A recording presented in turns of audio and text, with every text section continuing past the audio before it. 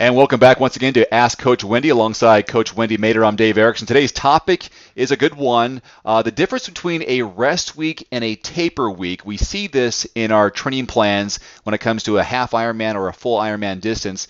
What is the difference between a rest week and taper week? And people seem to confuse that a lot, and they're very different terms.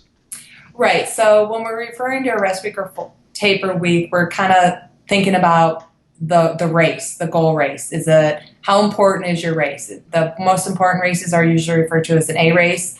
Lesser important training races are B races, and then there's also the C race that really is just kind of could be a last minute throw into the training plan. Usually it's a small local race that people want to do within their training plan. So the reason I think athletes should know the difference between resting and tapering is usually as we're coaching, as we're developing training plans, the taper week is a planned progressive decrease in volume over a period of time. That's why you mostly taper for the longer races like a 70.3 and a 140.6. And it's planned, it's actually one of the first periods that we do plan. Once we know that a race, we kind of plan where the taper is going to fall into. We don't really plan the details yet, but we plan at least 3 to 4 weeks are provided for that taper. Whereas when an athlete's resting, it has to do with a B race. It's still an important race. That's what I like to refer to as a training race. You're using that event to practice something that's going to benefit you leading up to your A race. So you have a certain pacing plan.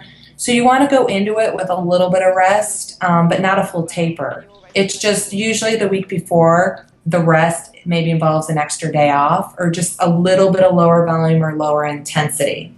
And what I like to do as a coach, I like to plan a rest week within their training plan before a B race. So the rest week is part of their training program. If they end up not doing the race or not, it's okay because they were going to rest that week anyways due to the volume of training they did before.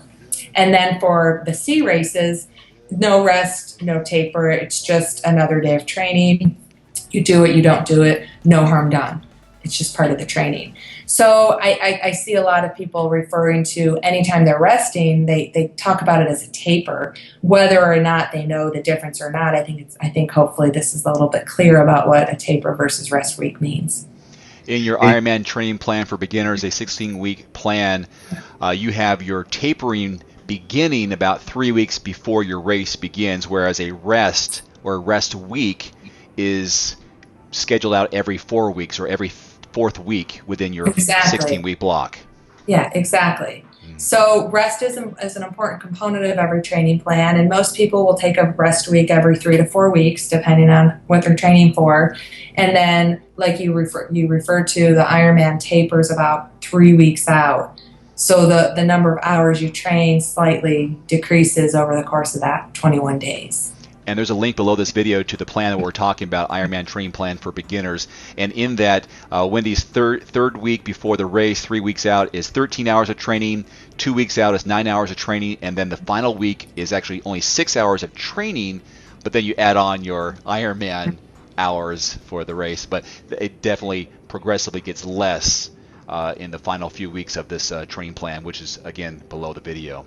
All right, Coach, thanks very much. If you have a question for Wendy, use the hashtag AskCoachWendy on Facebook, Twitter, or on YouTube, and we will feature it on an upcoming episode. Thanks, Coach. Thank you.